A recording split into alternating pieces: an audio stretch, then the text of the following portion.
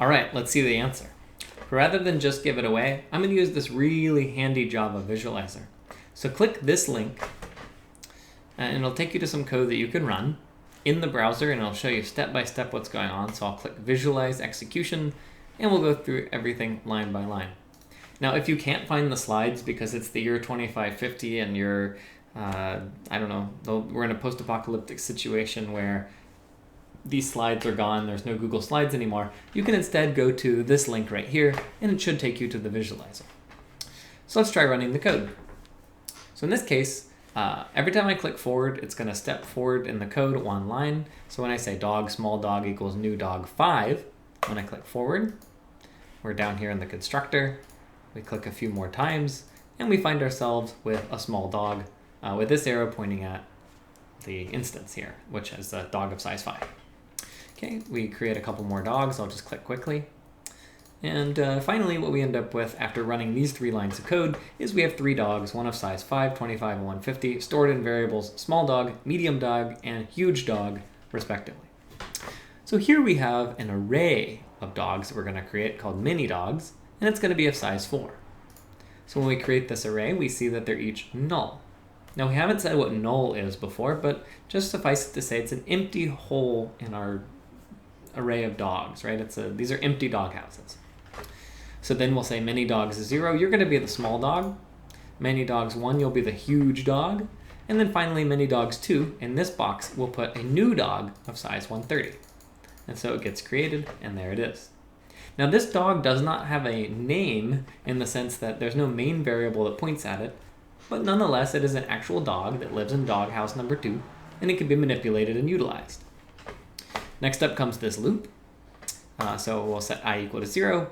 And then we're just going to go through each item of the array, and we're going to compare the ith dog with medium dog, and whichever one's bigger is going to make a noise.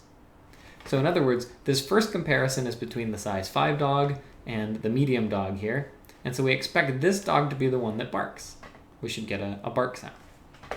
So when the comparison happens, D1 in max dog is this dog here, and D2 is the medium-sized dog. And so since D1 is not less than D2, or sorry, since D1 is not bigger than D2, the medium dog is the return value. It's just another way of saying when we made this comparison, the medium dog won. And so when the noise is made, the medium dog will say, okay, is my size less than 10? Here's me, I'm this. No. Okay, so I move on.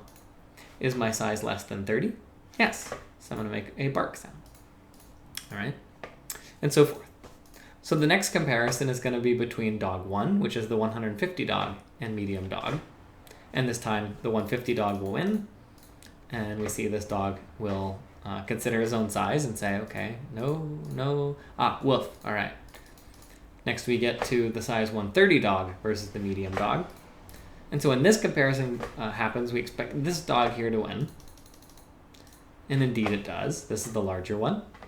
So it will also woof.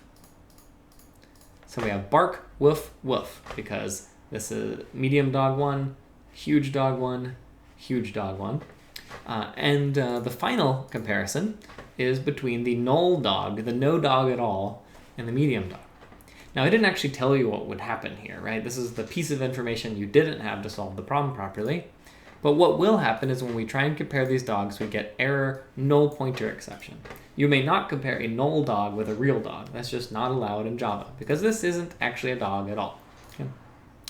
Now, I don't expect that all of that made sense, especially if you hadn't tried the problem. So I really highly encourage you to go look at this Java visualizer. That is, click this link and step through it and make sure you understand why it's bark, woof, woof, null pointer exception.